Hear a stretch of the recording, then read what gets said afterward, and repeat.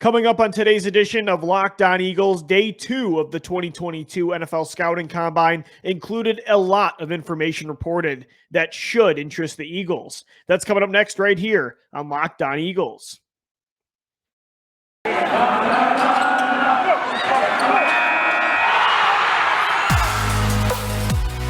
are Locked On Eagles, your daily Philadelphia Eagles podcast. Part of the Locked On Podcast Network, your team every day.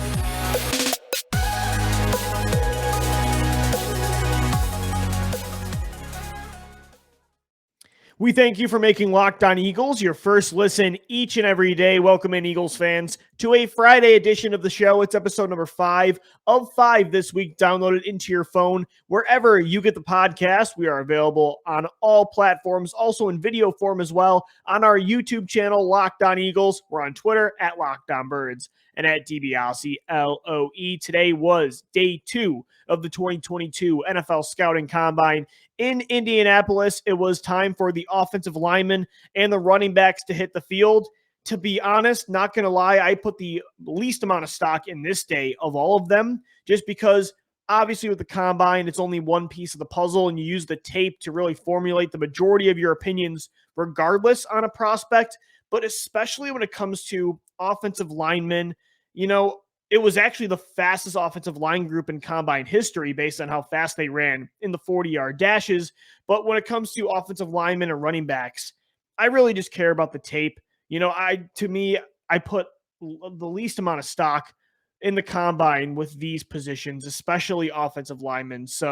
But today was really interesting, not just because the linemen and the running backs continued the practices, but at the same time, when it comes to potential free agent options for the Eagles, potential trade options as well, Ian Rappaport had a lot today to say about the availability of some of these stars, role players, and quarterbacks. And it's not just quarterbacks, but huge news, even if it doesn't have to do with the Eagles in particular, although they should be interested, even if this player doesn't go to Philadelphia, the fact that he could be leaving a rival in the Dallas Cowboys is really noteworthy for Philadelphia. So it was reported early today from Ian Rappaport and Adam Schefter, both, that Amari Cooper, the Dallas Cowboys star wide receiver, is expected, if they can't get a deal done for Cooper in a trade, that he's expected to be released. Despite only being 27 years old, despite having 4 1,000-yard seasons, despite them giving him that contract extension, they don't want to pay him that $20 million. They want to free up that $16 million in cap space that they could by releasing him or by trading him. It sounds like they're going to instead try to re-sign Michael Gallup and Cedric Wilson, prioritize a young trio that features CeeDee Lamb, Gallup, and Wilson, and move Cooper and that big cap figure also so they can re-sign or franchise tag Dalton Schultz, their starting tight end, who saw over 100 targets last year. Regardless of what you think the decision means for the Dallas Cowboys, if it's a good one or not, this really does impact the Eagles. Number one, because even if it makes some sense for the Cowboys logistically, the fact they'd be losing a star receiver who's in his prime, who's one of the best separators in football, who has killed the Eagles every year that he's been with the Cowboys, the fact that he'd be potentially leaving the division is significant news. But then you could also get into this.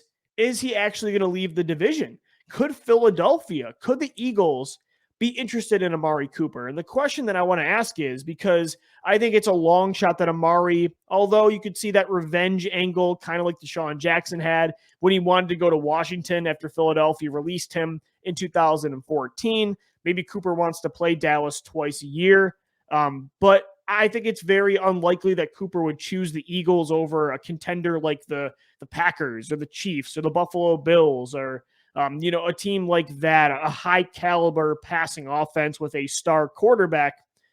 Let's say, though, hypothetically, he was into that revenge storyline. He did want to wear midnight green and become a member of the Philadelphia Eagles. Would you want him? I put the poll up on Twitter. You can still vote at Locked On Birds. 53% of Eagles fans say yes.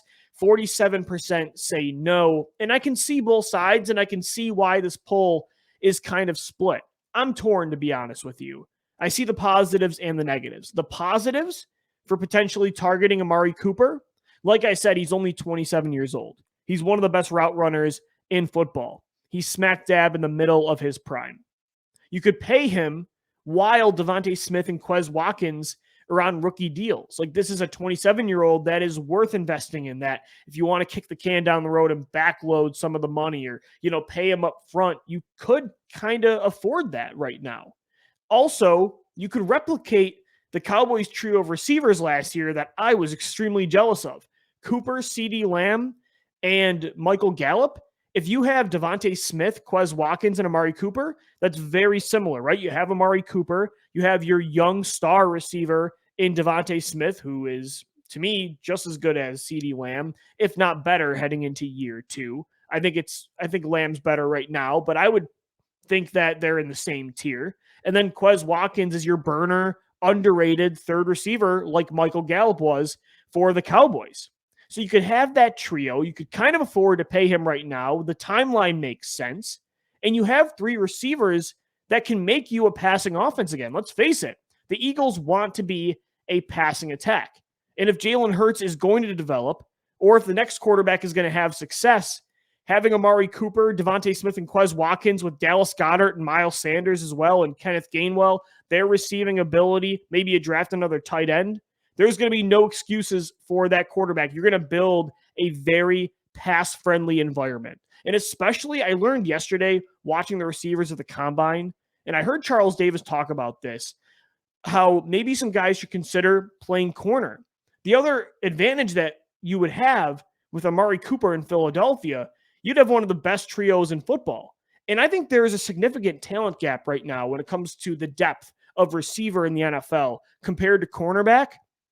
It's night and day. I think receiver is a lot more talented right now. So having a trio at receiver, you saw it with the Cincinnati Bengals and the Los Angeles Rams in the Super Bowl and the other teams in the Final Four. Having a trio of receivers like that is a huge advantage. And you could become the passing offense and give Jalen Hurts or the other quarterback every opportunity to grow. And there really is no excuse at that point. If Jalen Hurts still can't be the guy in a pass-heavy offense with that trio, at that point, it's sink or swim time for sure. So I can see a lot of the positives in this, right? And with all the, draft ammunition you have, you can afford to, take a risk like this. The negatives, though, it is more of a luxury.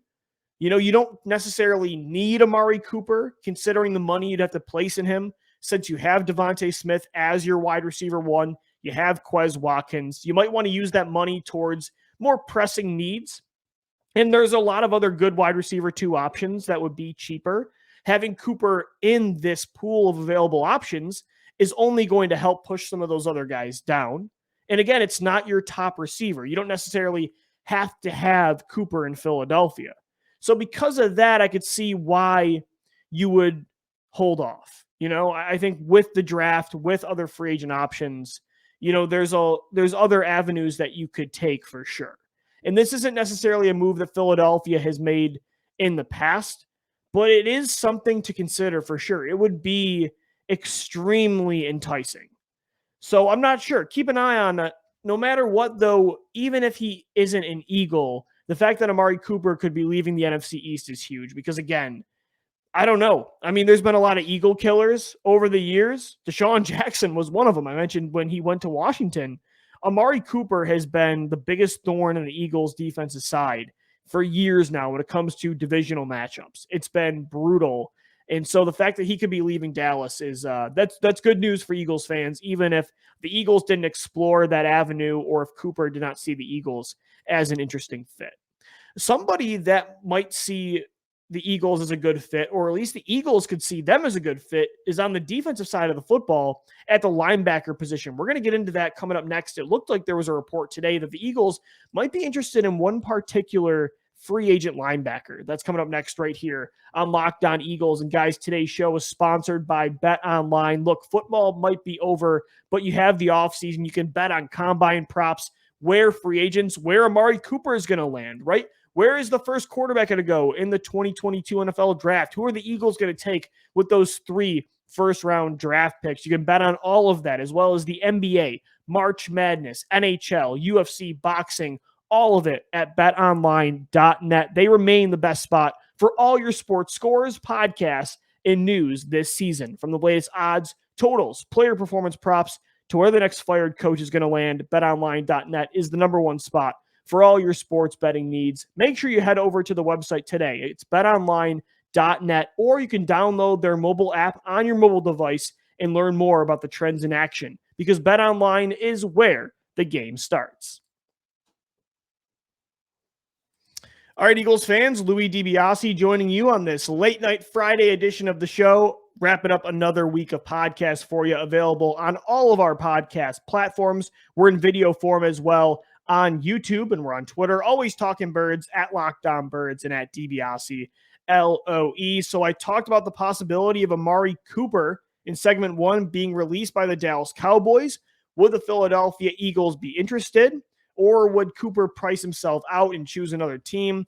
Maybe like Allen Robinson would, or Chris Godwin, right? Devontae Adams or Mike Williams if he's not franchise tagged. I think there's pros and cons to pursuing Cooper if there was a possibility that he would want to come to the Eagles. I don't think it's likely that it would happen. I would tend to lean towards, going in alternative directions. But man, what a luxury that would be. What an advantage it would be for the Eagles to have Amari Cooper, especially if you want to become a passing offense again, if you want Jalen Hurts to grow, or if you want that other quarterback to have one of the best trio of receivers in the NFL, or at least from a dynamic standpoint with Devontae Smith, Cooper, and Quez Watkins. It's not super likely. One thing in free agency that could be very likely is the Eagles adding a lot of defensive talent, specifically at linebacker. It sounds like today, per a report, the Eagles are interested or expected to be interested in signing linebacker Devondre Campbell from the Green Bay Packers, who is a free agent in just 2 weeks. Devondre Campbell, 28 years old. He is a prime player coming off a career year, 146 tackles total, 2 interceptions, 2 sacks. Guys, Howie Roseman might be switching up when it comes to how he views linebacker. He talked about it in his press conference on Wednesday, how the role of a linebacker in Jonathan Gannon's defense is a whole lot different than what the Eagles are used to. In particular, Jim Schwartz's defense. It is very different what an off-ball linebacker's responsibilities are, as well as the Sam linebackers playing on the line of scrimmage a lot. So I think that, Howie still philosophically doesn't believe in investing a ton at this position, and that corner is more important, the defensive line, offensive positions. But I do think, again, you're not going to see him invest a contract in Devondre Campbell, the 15th overall pick in Nakobe Dean. He's not going to do that, especially with the progress TJ Edwards made last year, who he mentioned by name in his press conference. Davian Taylor before he got hurt, a third-round pick just a few years ago that flashed all of that physical upside last year, was having a really, really good second half of the season before the injury. He's not going to invest multiple significant resources in linebacker, but he is going to put at least one big contract or high draft pick into the spot. I'm telling you. Would I be surprised if he just took somebody in the third round again and that was it, like a Chad Muma from Wyoming? I wouldn't be surprised. But if he signed Devondre Campbell and gave him a nice contract to be your 3-down linebacker and let Davian Taylor and TJ Edwards fit a more realistic role as a role player at the linebacker position, I wouldn't be surprised at all. And I like Campbell. Again, he's a 28-year-old that's an instant impact player that is a 3-down linebacker. 146 total tackles last year, 2 picks, 2 sacks. I think we've talked so much this offseason about drafting a linebacker and how having those picks, provides you more flexibility, a luxury to reconsider how you view the spot, right? Because if you only have 1 first-round pick, you're not taking a linebacker over other positions the Eagles see as more important. But when you have 4 picks on day 1 and day 2, it makes you more open-minded. But it also makes you more open-minded to giving out more money at that position, maybe in free agency, because they could say, hey, we'll sign a linebacker here because we know we can take care of edge rusher in the draft because of the deep class. You know what I mean? It allows you to be more open-minded in both free agency and the draft. And I really do like Campbell. I think he would fit this defense perfectly. He comes downhill. For those that don't know about Campbell, check out his highlights on YouTube. He is a modern day 3-down linebacker, off ball, comes downhill extremely fast. He's long, he's athletic. I think at the combine, he ran a 4.54, good speed. And what I noticed just from the quick viewing I had of him today, he just seemed like he was always in a good position. He's a great tackler. And I also noticed that his zone coverage is rock solid. Like his vision is really good. Now, he's not the unicorn that is Isaiah Simmons from the Arizona Cardinals. He's not a linebacker safety hybrid that you want going one-on-one with Saquon Barkley in the slot or Christian McCaffrey, or Alvin Kamara. But he is a modern day linebacker that you would prefer to have on all 3 downs as opposed to TJ Edwards or maybe even Davian Taylor, who right now we just, again, can't rely on because of still the raw player he is, but also the injuries that he has suffered the last few years. So the fact that the Eagles would be interested in a prime linebacker like Devondre Campbell is not surprising to me at all. And again, I've been more focused on the draft of this position, but I can see them taking this avenue, especially if they know they want to either use those picks, for a trade, or they want to focus on getting one of those edge rushers. If they say, hey, we want to take some, receivers or offensive players and not feel the pressure to fill a need at linebacker in the draft. That is kind of what free agency is for, as Howie Roseman mentioned. So Devondre Campbell is somebody that I think would fit really well. And I wouldn't be surprised at all. I'm not saying Howie is switching up his philosophy on linebacker completely and suddenly he's going to invest all these resources in it. But I think Devondre Campbell would make sense and would perfectly fit in that trio with Edwards and Taylor. So there's something else that was reported today from Ian Rappaport that has to do with quarterback. It has to do with Washington, but also ties into Philadelphia. I'm going to get into it coming up next right here on Locked On Eagles.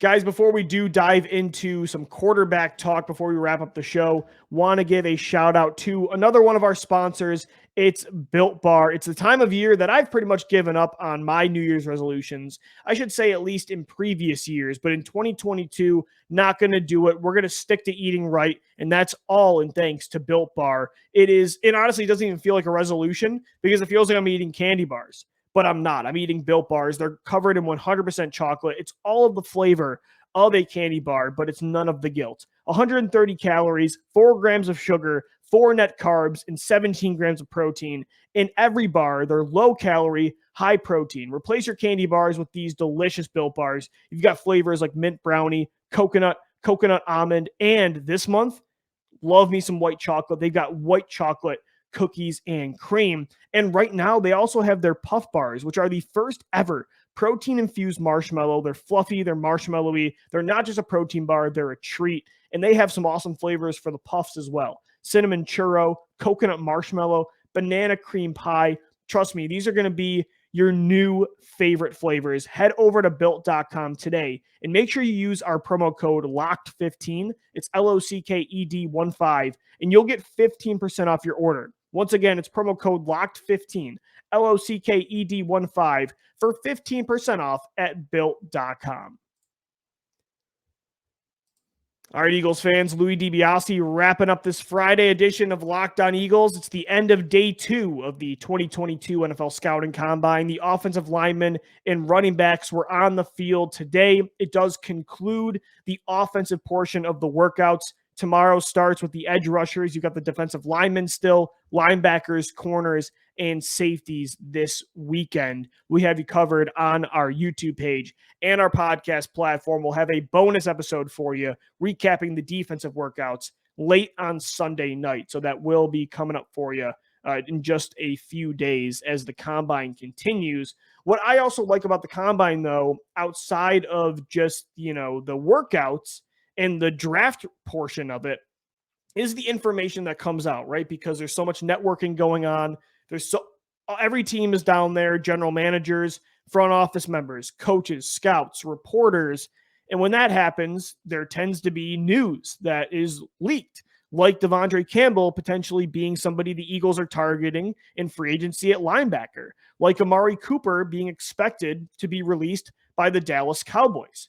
Then there was a report today from Ian Rappaport late in the evening that the Washington Commanders, which is still, by the way, really weird to say, it doesn't feel like an NFL team, and maybe they're really not for a lot of people, but Washington apparently offered the Seattle Seahawks a trade, a strong, quote unquote, a strong offer for Russell Wilson that involved multiple first round picks. But Ian Rappaport said the trade did not go far.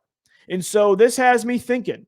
It has me thinking a few things. Number one, did Seattle turn this down because, and this wouldn't be good for Eagles fans that want to trade for Russell Wilson. Did they turn it down because the Seahawks and Russell Wilson, they want to keep this thing going? They, as Pete Carroll said this week, and as Russell Wilson has said multiple times over the last few months, they want to be in Seattle. They want this relationship to continue. Or is it because Russell Wilson, with that no trade clause, would not sign off on going to Washington? Is it because Washington is not offering enough?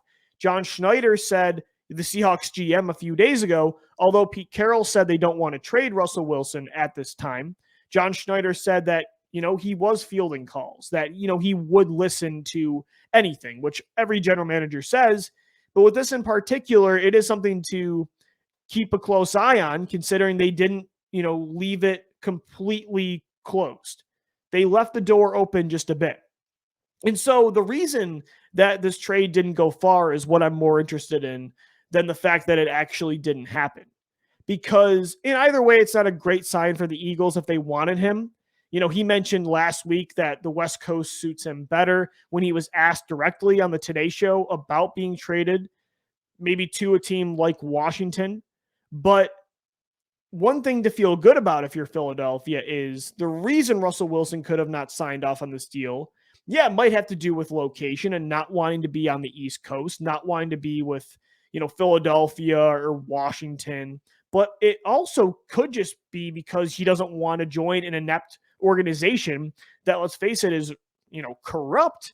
He just might not want to be with the Washington Commanders. He might not want to be associated with that football team. He might not see that as the best fit moving forward if he wants to win another Super Bowl compared to his other options or Seattle. Like, is Washington the worst situation to be in? Not at all. They have Terry McLaurin, Antonio Gibson, a pretty good offensive line, an amazing front seven.